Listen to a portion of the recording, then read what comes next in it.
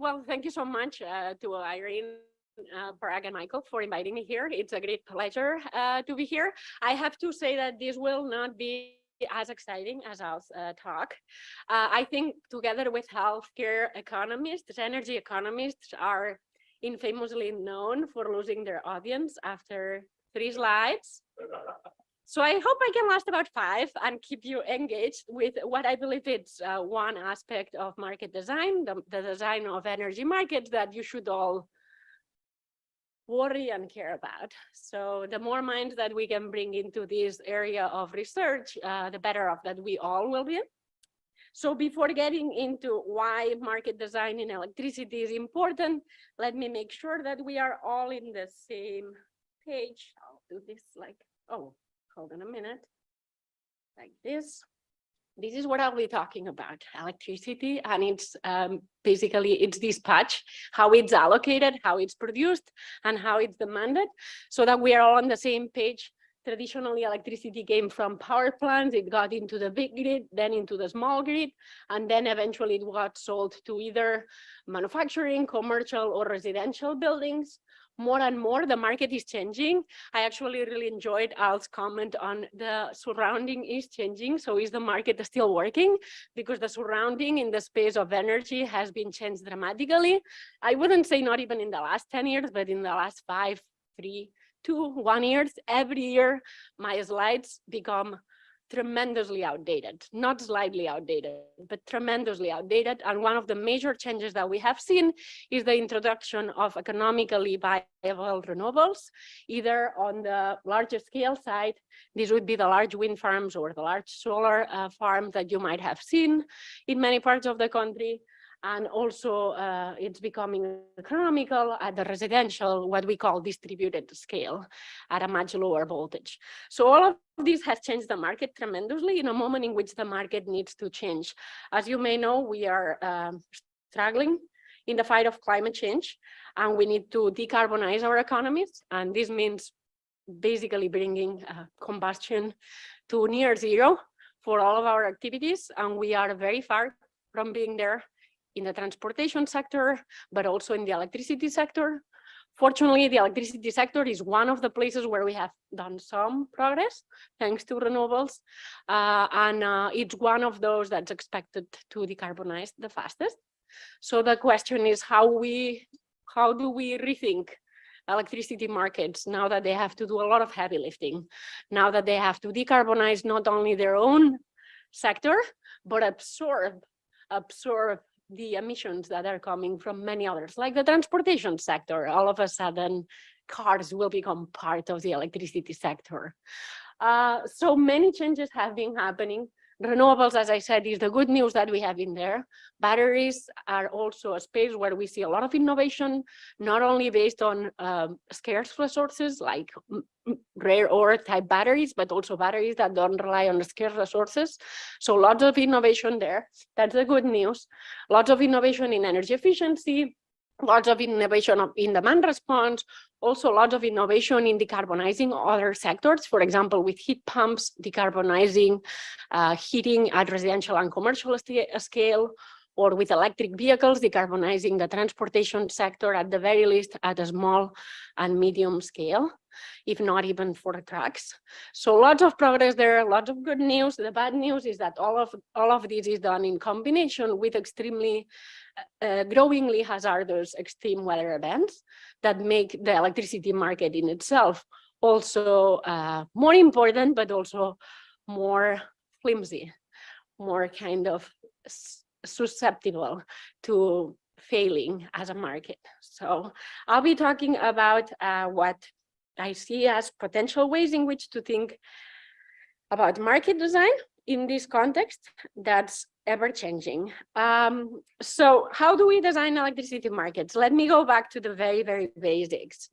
So in electricity markets, I often tell my undergraduates it's a textbook example of how markets clear in our minds when we teach them about demand and supply. So when we teach them about demand and supply, I always tell the undergraduates, look, in electricity markets, not only there's an underlying demand curve in your mind, an underlying supply curve in your mind, I just downloaded that demand and that supply curve from the electricity market in the Iberian Peninsula, and you can literally draw it. There's a supply curve, which is the cost curve of the generators. There's a demand curve, that's the willingness to buy from these suppliers. They submit them in a centralized auction, which typically happens every hour or every half hour. So that's the product, electricity for a given hour of the day or electricity for a given 15 minutes of the day, depending on the market. And then we basically clear the market by maximizing the surplus. In technical terms, we could say that this is a two-sided multi-unit uniform auction, which sounds fancy. But in lay terms, it's basically crossing demand and supply every hour, every half hour of the day, finding the best allocation in the market. So here I highlight that this works because electricity is a seemingly, an emphasis on seemingly homogeneous good. So we can just stack up willingness to accept, willingness to pay, and find the efficient allocation in like 1 second. It does take a bit longer. These are large auctions, but we can clear it pretty quickly with a linear solver. So it's done a larger scale every single day, many times in huge markets. Now, under ideal conditions, not only this is super simple to explain and kind of an Econ 101 textbook example of a market, under ideal conditions, this also gets the incentives right. So here you have Marcel Boiteau, who was the CEO of EDF, Electricité de France, for many years, and also a great economist. And he emphasized in his peak load pricing model, which is basically the crossing of demand and supply, that this type of market clearing, this two-sided multi-unit uniform auction, will give us the right incentives in the short run, and it will also provide the right incentives for firms to build the right type of power plants in the long run. So this is amazing, and maybe I can just sit down there and be done, because this gets everything correct. So that's great. The problem is that obviously life is not so simple, and there are many things that make electricity not such a simple good. And as I said, we tend to lose our audience by slide 3. I was aiming at slide 5. So why is electricity not so simple? First of all, electricity follows very particular laws of physics when it flows through the network. So this exchange of electricity between demand and supply is actually quite severely constrained by where demand and supply are and how that demand and supply need to flow. Also, it's not amenable to bilateral agreements. I cannot decide unilaterally that I will sell electricity to Stel and I will sell my electricity to Stel. I will just throw it into the grid and, by the magic of the centralized auction, Stel will get her electricity, but maybe it will not be mine. It will be some electricity that will flow to her. So this makes the simple model not work, because all of a sudden electricity is no longer a homogeneous good. And it really depends where in the grid you're located, at what times in the grid you are demanding that this can actually clear. Notice that I didn't quite mention here, but also demand and supply need to clear at every single point in time. So it's not that I can say, hey, Estelle, I'll produce it now, it's in the fridge, come get it when you want. Just doesn't quite work. So demand and supply also might not be according to the very best incentives, and market design here has obviously an important role to play. But on the supply side, we all know about strategic behavior and how some firms might actually accumulate quite a lot of market power in these markets that are very high stakes. On the demand side also, there's a tradition of having the demand side quite oblivious about what's happening there. So it might be a very inattentive demand. Yes, some agents have incentives, but they might not be able to fully internalize all the potential efficiencies that can be realized there. I was telling you demand and supply need to clear at any point in time. In normal markets, we can store things in an Amazon warehouse. And yes, there are limits to storing in an Amazon warehouse, but we can kind of store and sell. In electricity, there are batteries, their importance is growing, but it still is limited in scale. And this balancing of demand and supply has to happen even with batteries. So if I think about matching demand and supply, the batteries need to be doing exactly the right thing to make sure that demand and supply are matching at every single second, millisecond, if you wish, of time. If demand and supply don't meet at every single point in time, ensuring that the voltage in the network is in kind of sync, blackouts can and in fact do occur. As I was mentioning, extreme events are on the rise, and we are witnessing an increase in blackouts that are of wild nature. It's not like a slight kind of misalignment between supply and demand. It's really situations where demand and supply do not even see each other in that picture. So it's again something that we might worry about. Market design might fail to work if the market disappears. Uncertainty is another aspect that one might worry about. In that model before, everything was perfectly known and it happened all in one step. So firms were completely aware of their costs, their available production. When we go into renewable territory, that production is much more uncertain. The costs of commodities are also a bit all over the place recently, especially if you come from Europe, like me. And that might also affect how markets are working. Finally, in the Boito model that I was showing you, that Boito, sorry that my French is terrible. So in that model, everything happened at once, even the long run. So power plants are magically built that will basically match the long run best scenario. But in practice, power plants, particularly when it comes to combustion, fossil fuel power plants, are extremely long-lived assets. So there is a bit of a market design question of how we're going to get rid of them gracefully.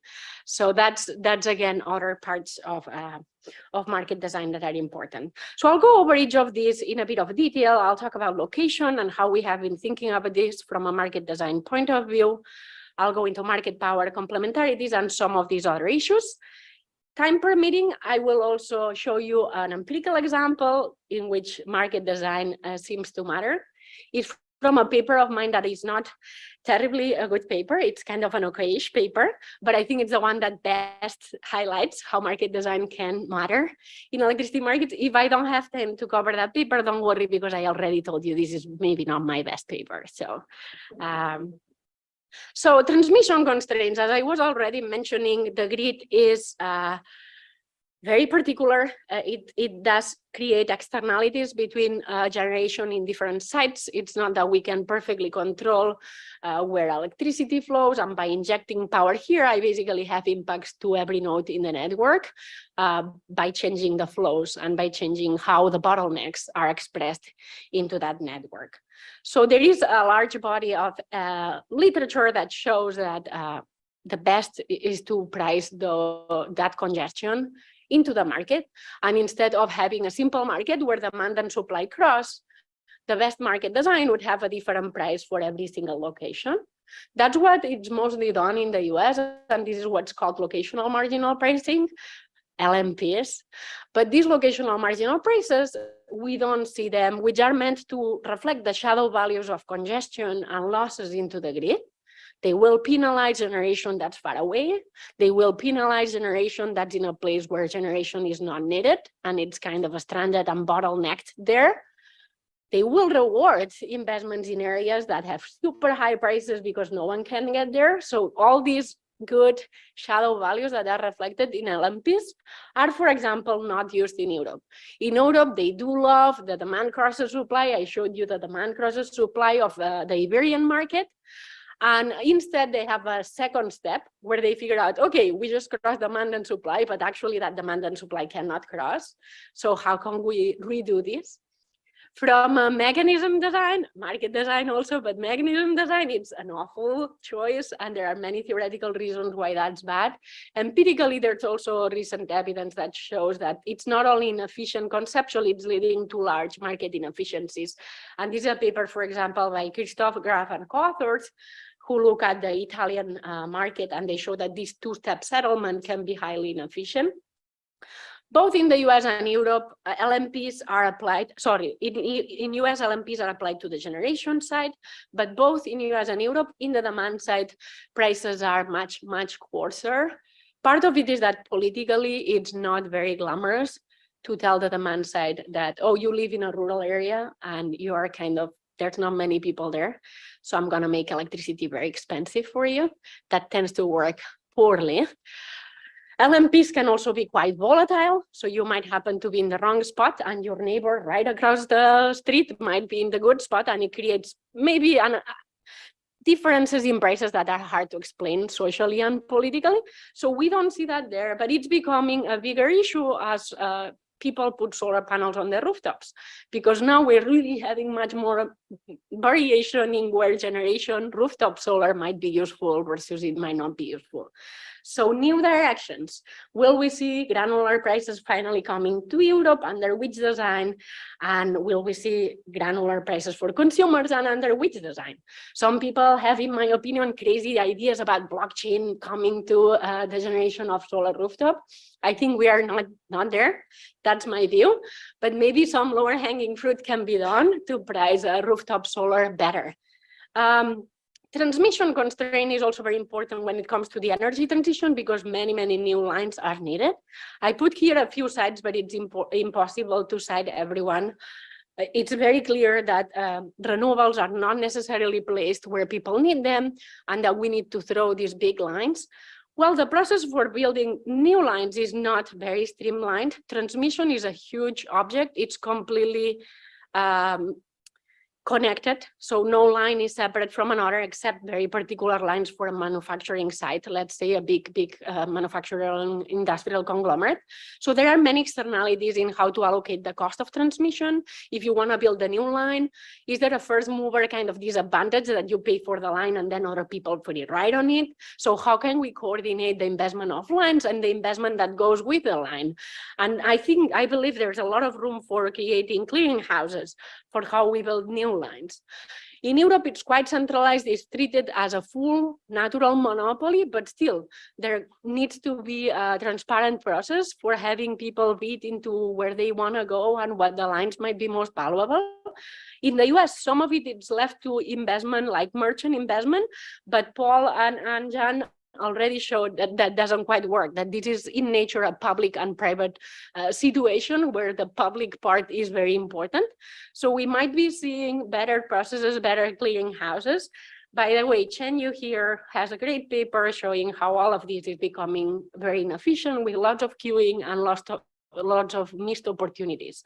So I do think as a new direction, we really need to rethink algorithms for planning new lines and how that process goes with new investment.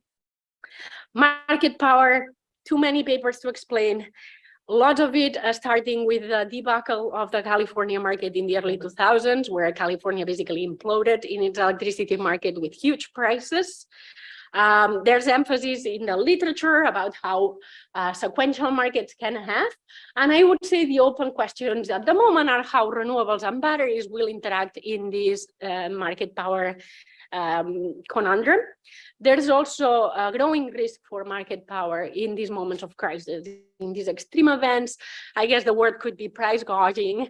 The market doesn't clear, the price could well be infinity. So how do we discipline this kind of type of moment? I'll talk more about this in a second. As new directions, again, people are already working on this, and Omer Carduman, for example, has a paper on that. So how batteries exercise market power, how renewables impact this scene. By the way, renewables are tiny. You can enter very small. So there is this sense that physical ownership could be very, very scattered and improve market power. But in some of my work, I show that actually strategic ownership is very concentrated in some financial firms. So even if physically it's like mom and dad kind of wind farm here, mom and dad solar panel there, the actual strategic bidding is done by large companies that do eventually have quite a bit of market power in these centralized auctions. So complementarities and non-convexities this. When I showed you that graph of crossing demand and supply, it was 1 hour. In 1 hour, we were fixing the world.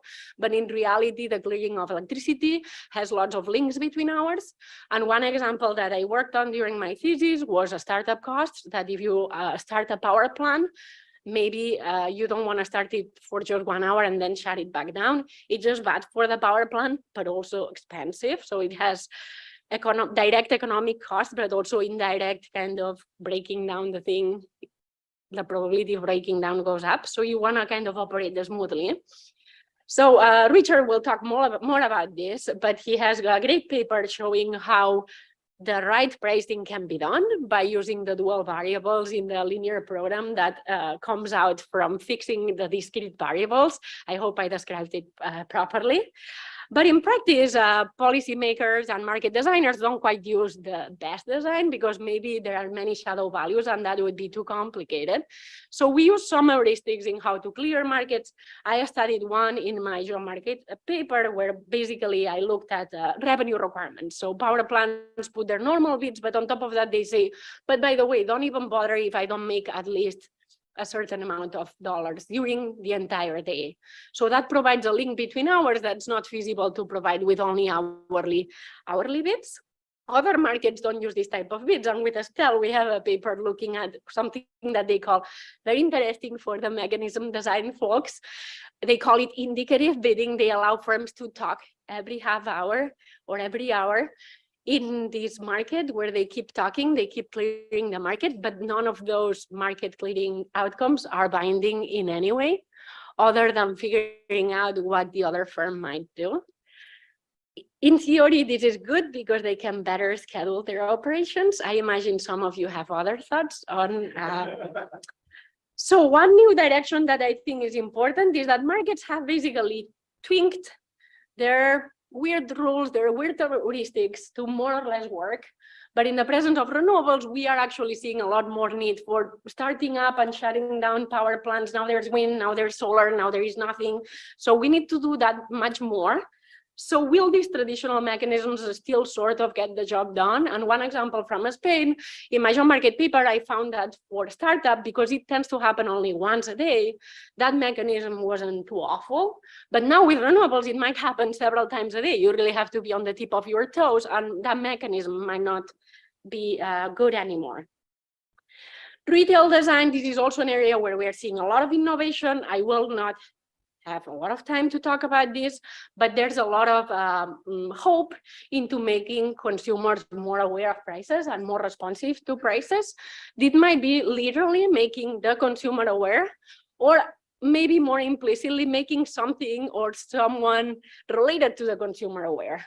So here we see a lot of technology innovation where the technology at the home is responding on behalf of the consumers. So the consumers still have not much of an idea of what's happening, but at least something or somebody, some artificial intelligence gadget in their homes, it's kind of responding on their behalf. In the absence of consumers that are responsive, there's a great theoretical literature showing that this can be highly inefficient, both in the short and in the long run. There's also quite a lot of research showing that the allocation of the grid costs, what it costs to consumers to have reliable electricity to avoid blackouts, how to allocate the cost of avoiding blackouts can also be very challenging. And solar rooftop has made that even harder because, as I was mentioning, pricing solar and the value of solar rooftop is quite a controversial issue. And here again, I think there is a lot of room for market design. Many states, Nevada and California, have had to revise their designs for tariffs for solar because their net metering policies were basically economically, financially not viable, and they were leading to a lot of equity distributional concerns. So lots of new directions here, how to optimally design retail tariffs for rooftop solar. I don't think we have figured that out, and some of it does involve a lot of nitty-gritty engineering. Not sure how much of it can be translated to retail prices, again, given the concerns about the political viability, but a good area of research.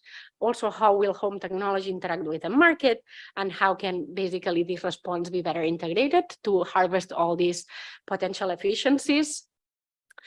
Finally, scarcity. We need to worry more and more about the scarcity and blackouts. I've been trying to talk to the TSO, the transmission operator in Spain and in France about blackouts.